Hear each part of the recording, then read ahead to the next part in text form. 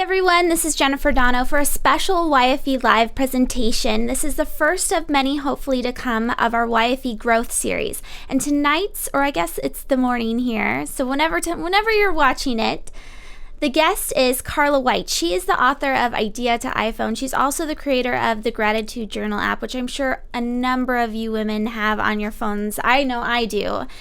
So stick around. It's going to be about 20 to 30 minutes of pure Q&A. We're going to figure out how to create our first app. And again, like I said, this is the first of many in the YFE Growth Series. If you're interested in presenting in our YFE Growth Series, if you've authored a book or maybe you want to teach someone something, you can go to youngfemaleentrepreneurs.com/growth and apply to be featured in one of our presentations. And this is a live webcast. We are live if you're watching later on YouTube. You can find us on YouTube at youtube.com/YF Entrepreneur. And then hopefully one day we'll add them over to iTunes. Speaking of iTunes, one of our live webcast hosts, Jacqueline Jensen, she hosts the twice a month live webcast for YFE Vegas Tech.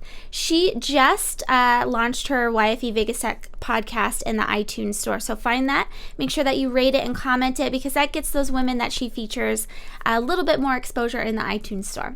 So without further ado, let's talk about our guest. I'm really excited about this. I have her book up here.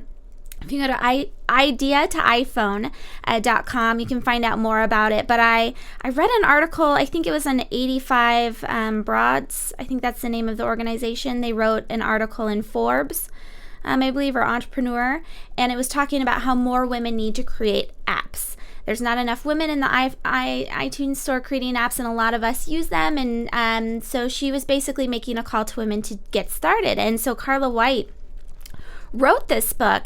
It's a huge resource. We just got done reading the Personal MBA and Bootstrap Book Club, and that was like a thick resource book that you want to have on your desk. I'm going to say that this is another thick resource book that you're going to want to have in your library too. It's really just jam-packed of ideas, not only in how to get started, how to budget, but also how to market it once it comes out. And from reading this book, it sounds like that is the name of the game. So Carla White, just to give you an idea of some of her background, she's the author of Idea to iPhone. Carla has been creating apps since 2008. Her apps and book have been featured in USA Today, Oprah, NPR, and Forbes, and other cool places. She runs her app agency, Happy Tapper, love that name, where she offers consulting and design services. She's on a mission to bring more women into the app business and to make everyone aware of the power of gratitude.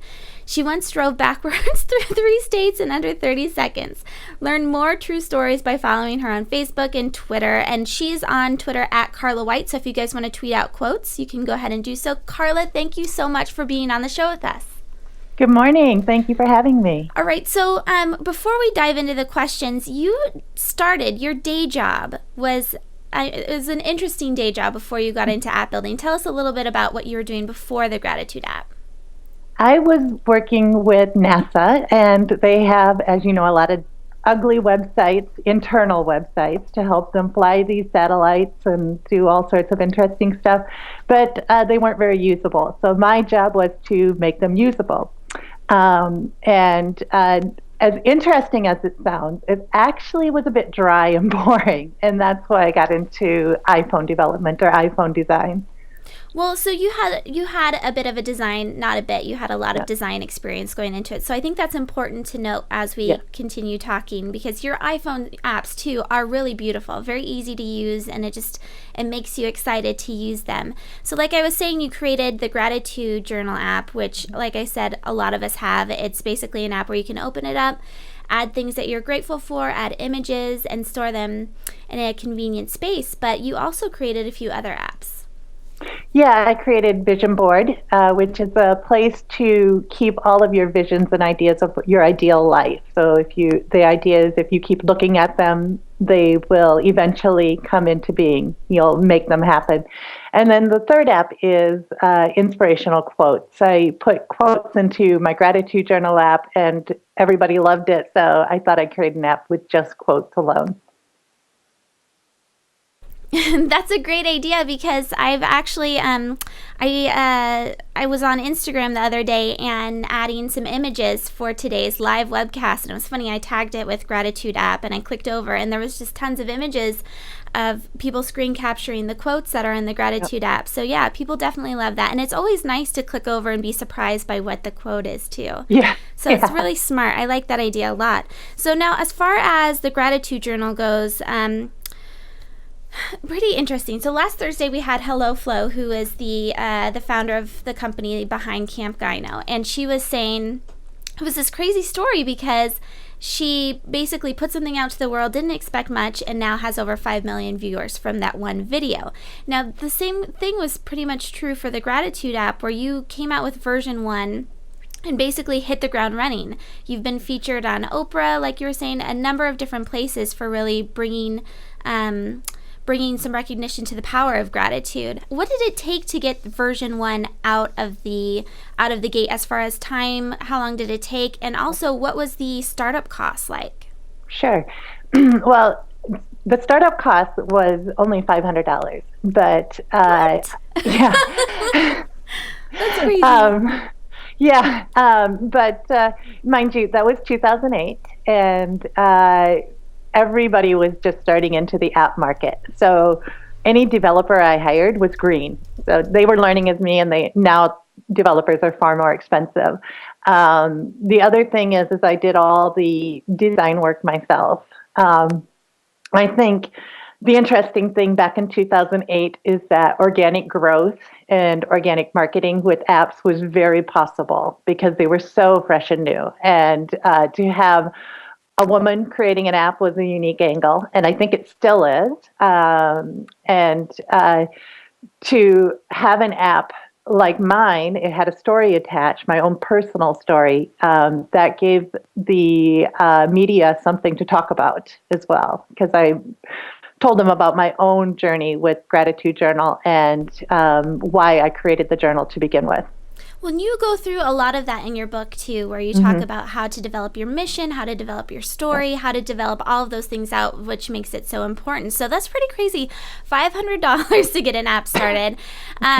So just for some comparisons, and this is another question that I wanted to ask you about, was, we've had on our number of little live webcasts that we produce, agencies that create apps, freelancers that create apps, and then people that have created their own apps. Now, just for some comparisons, the agencies that we've had on have talked about creating an app for someone starting at $10,000 and going up from there.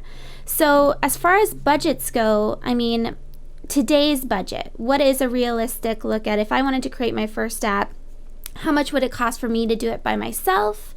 What does an average freelancer today cost? And what does it cost to work with a design agency like yourself? Right.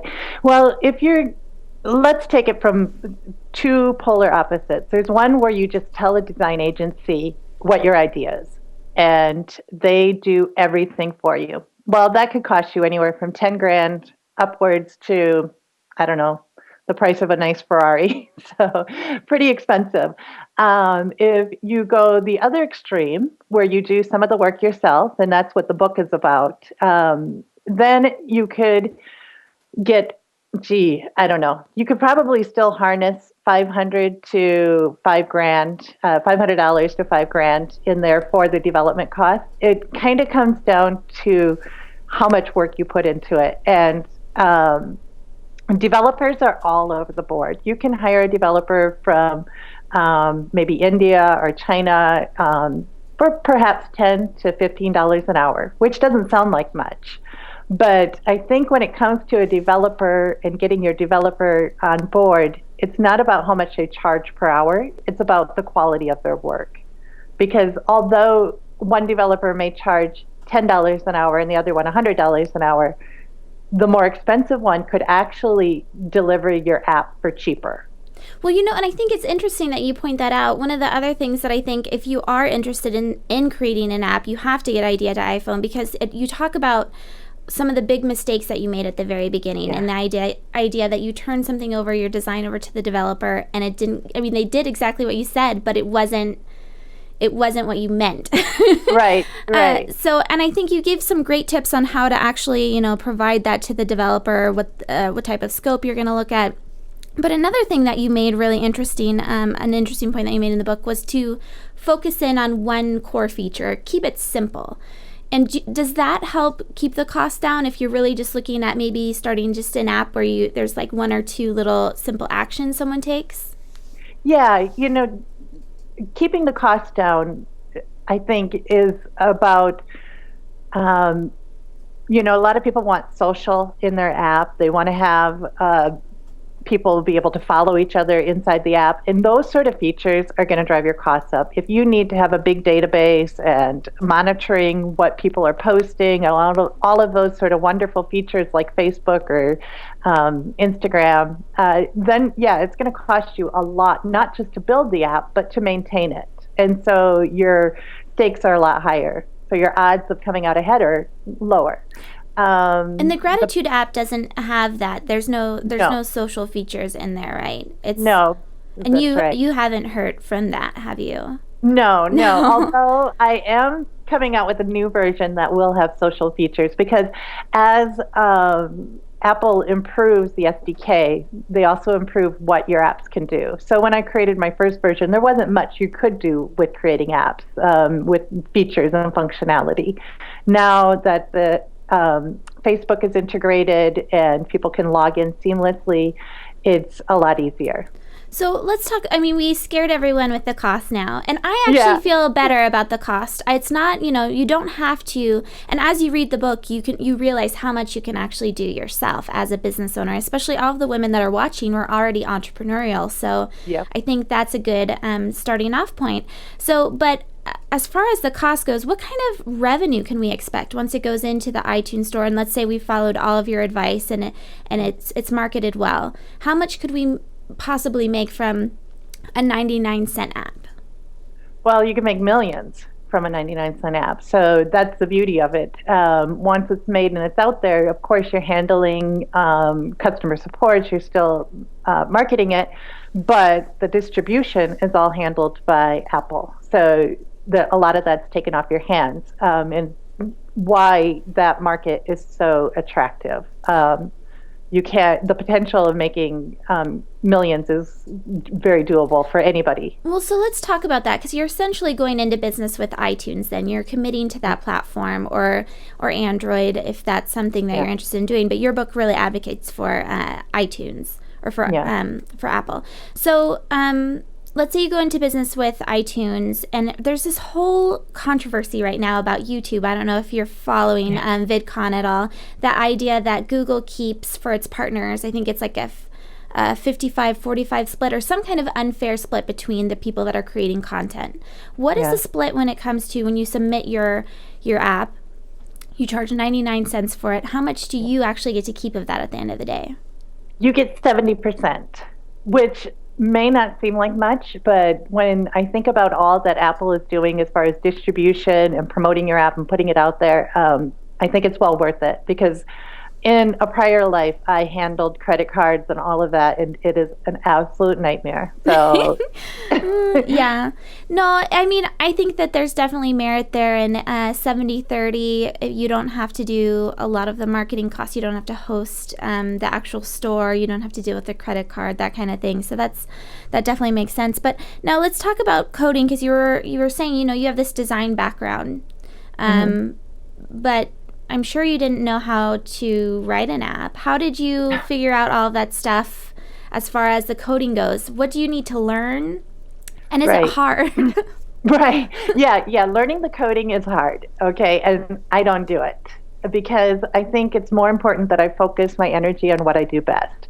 And I've tried to program in a prior language or in a prior life, and it was awful. So I stick with the design, and I work with the developer to hone out the features of my app, and I put together a very solid specification. So my designs are pretty much 98% complete before I start interviewing developers. And Go ahead. Yeah. So, since you're saying, you focus on the design, I mean, I Mhm. think it is possible for people, for women, especially today, to learn to code really affordably too.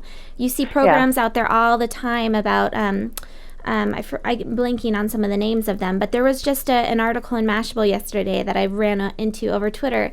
A girl was at a coding class and she was putting Channing Tatum over all of the images. She wrote like a JavaScript so that Yeah. when you go onto a website, all of the images turn into Channing Tatum. And so now she has a bookmarklet that is of Ryan Gosling. You guys have to all check this Yeah. out. But she's basically saying all women should learn how to do it. It's not that hard. It's Yeah. making it more attractive. So, but as far as the design goes, let's say a woman is totally, right brain, don't want to do any of the coding, and they want to be like you. They want to focus on the design, but they don't have the experience in designing. Where do you learn how to create good iPhone design?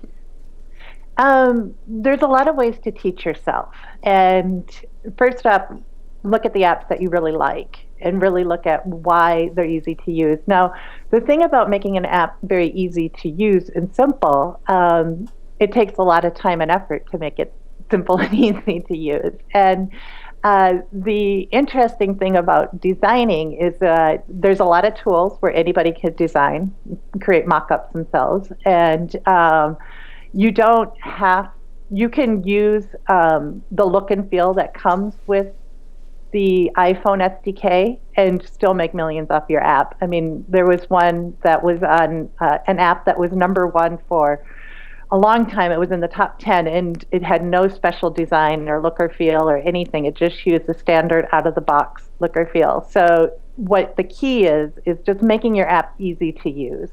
And you do that by getting out there in front of your audience, get out of your office and actually show your mock-ups and designs to people and get feedback during your design process. And anybody can do that. It's basic usability testing. And you go back with what you learned and you improve your design.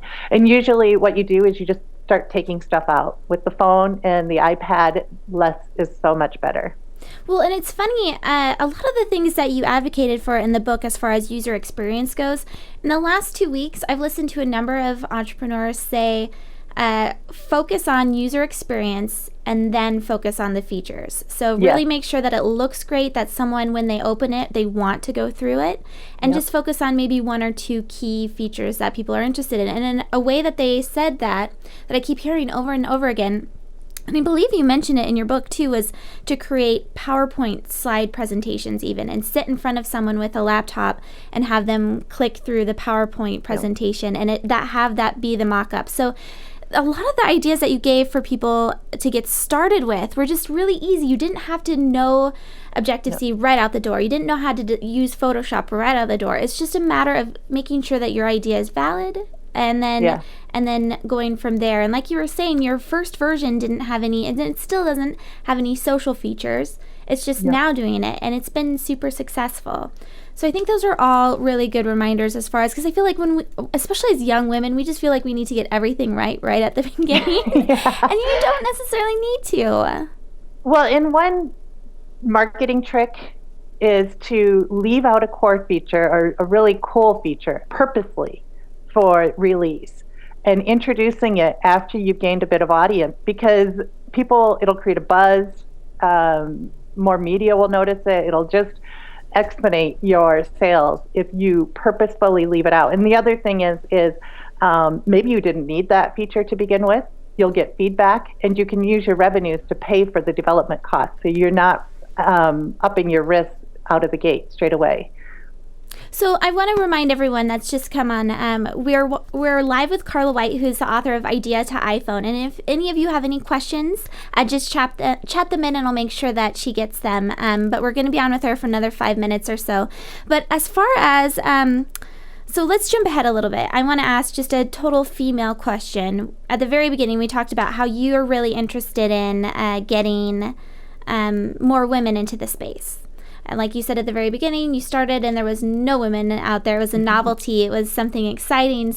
A woman was creating an app. Today, do you know of any other notable females that we can look to as far as role models go that are doing what you're doing? hmm Yeah, there's one, she goes under sophistication. Her name's Sophia, and she's from Germany, and she's been doing really wonderful since uh, iTunes started, the apps market started. So there are a few. But the interesting thing is I would say the percentage of women today might be the same, if less, than the percentage of men in the iTunes market, which there's a huge market opportunity there for women. And I think just the idea of, ooh, it's expensive or it's challenging or where do I begin deters a lot. So that's why I wrote the book, is just to get those women in there because there's just so much opportunity there. So, I mean, opportunity. Okay, let's talk about that Mhm. now. So, as far as a lot of the people that are watching have businesses already, right? Yeah. So we can create either another business with around an app product, or we can. I've seen a lot of companies successfully market their company, like larger companies like Target or whatever, with an app. What opportunities are there for someone that already has a business to add extensions on? Maybe marketing strategies, maybe apps out there that you think are doing a brilliant job of that. Yeah, it's so vast. For example, there's a grocery shop in Korea that lets their shoppers scan items in the subway, and when they get to the shop, they'll have it in a grocery bag waiting for them. So they have billboards throughout the subway with all their products, and the customers just take a scan or a snapshot of, I want this one, and this one, and then they go to the shop, pick it up on their way home, and they have all their shopping done. That's There's just, awesome. I know, the ideas are limitless of what a business could do to add on to their products. If you create a custom product, let users do it through an app. Burton Snowboards has a great one where they created ski and weather reports and where people can share best ski conditions and snowboarding conditions. So it's just limitless. What you have to think about is trying to give your customers another additional power that they didn't have before, some sort of little superpower that they didn't have before. And so it's not so much pushing your label and name in front of them because they'll take it, they'll open it up and read your name every time they use it. So just give them a superpower that they need. I like the little superpower. I think that's a great thing to think about. Now, I like the example of Burton where they're not doing anything revolutionary. Right. The idea that you can see the weather, but it's just another little superpower, like you said. But Sandy Sadu, who's Sidekick PM, she has a question as far as, I mean, and it's pretty similar to that. What do you do with the fact that it feels like everything has already been done before? Great question, Sandy. Yeah. Yeah, and I open up my book with the what if. You know, let's take there's a tasking app called Clear, and Clear, I mean, there's maybe what 500 different tasking apps available on the iTunes store or in the App Store, and Clear came out with one last year, blew it away. They're making millions from this app. And how did they do it? They stripped it down and made it elegant. They put in nice little surprises. They focused on a really successful marketing plan. So even if your idea is out there, there are ways to make it better. I mean, I look at apps on the App Store and I just think, wow, this could be redone and made better. I mean, go into the top 10 selling apps on any category in iTunes, and I'm sure you could pick out an app that could be done better. So many apps could be done better. And Yeah. I think that's funny that Sandy brought that up because that was one of my questions as far as competition goes. And that's, we have a number of YouTubers that'll come on, and that question always comes up for them too. It's on the platform. You've got this awesome platform in marketing, and everyone is on this platform, and especially with iTunes.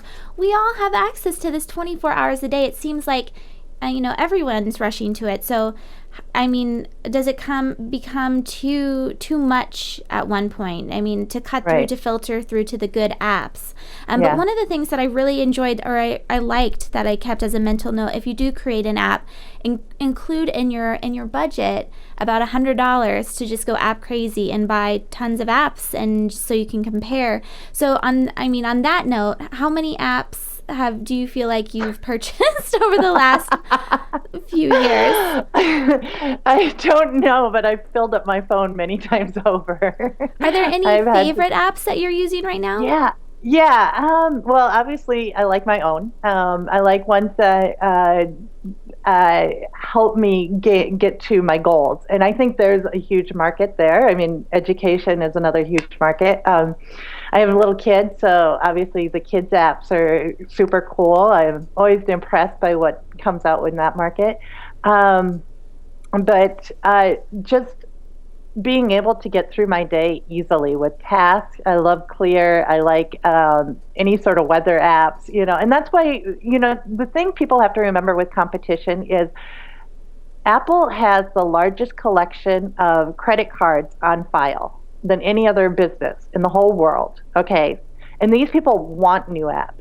So even if they're using, for example, in my favorite weather app, I always want one that's better. I always want a new one. I'm not going to stick with that one forever. So don't be intimidated by the competition out there.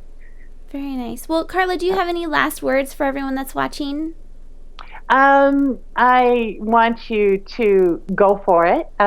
Don't let your fears stop you, because I think if I would have done that, I wouldn't have ever created an app. And if you are going to create an app, really think about your marketing plan first. It's very critical. That's what it sounds like. It sounds like that is the thing that will make or break your app if you're going to invest money into it, especially. So, Carla, thank you so much for joining us today. I really appreciate this. I was telling her this whole series is built around Carla because that's how much I enjoyed the book, and I really thought it's something I've wanted to redo youngfemaleentrepreneurs.com forever, but something keeps stopping me in that, do I want to invest time and money into creating a desktop platform when all of us are on our mobile phones? So how can I think about this a little bit differently? So I really loved the book because it gave me some insight into what it actually takes to create an app. So on that note, where can we find the book? Where can we find you online? How can we find out more about Idea to iPhone? You can find me on happytapper.com, and you can find the book on ideatoiphone.com. And I'd love it if you reached out to me. Twitter is Carla White, or send me an email. If you have any ideas or want to bounce any ideas off of me, don't hesitate to get in touch. I'd love to hear from you. Very nice. And I should note before we leave, you're out in the Midwest, right? Yeah, I'm in the middle of South Dakota. And another thing to note is I didn't have my first iPhone until a year and a half ago. So. That's awesome. I know. So, if I can do it, anybody can do it. I love it. Well, and it's funny, I've seen you in a few different things as far as like Big Omaha goes, and so you're very well known in the Midwest, but it is funny to just think, wow, she's in South Dakota. AT&T wasn't even there when she was doing this. So like you said, just go for it. It really is a great message, and it's one that you've really given us an example to follow. So Carla, thank you so much for being on again. I really appreciate it. And hopefully everyone will check out Idea to iPhone. Yeah, thank you. All right, everyone, we've been watching Carla White. She's the author of Idea to iPhone, also the creator of the Gratitude Journal and many other awesome apps that help you or remind you to be thankful for what you have. So if you have any questions, like she said, make sure that you reach out to her. Her Twitter handle we'll put down one more time is Carla White. Thank you so much for all of you that have been tweeting, that have shown up on the chat. We'll put this up on YouTube right when we're done. So if you want to get the replay, it's youtube.com/YF Entrepreneur. Make sure that you subscribe, comment, share with friends, and like the video. Otherwise, I hope you check out tomorrow's show on YFElive.com at 6 p.m. Pacific, 9 Eastern with Amanda Russell. She's a YouTuber. She just created Fit Sexy, and gosh, I'm already forgetting this. FitStrongandSexy.com. I'm a huge fan of Amanda Russell, and we followed her for some time under YFE, so it's really cool that she founded her own community online. All right, so hopefully we'll see you all tomorrow. This has been Jennifer Dono with YoungFemaleEntrepreneurs.com. Thank you so much for watching.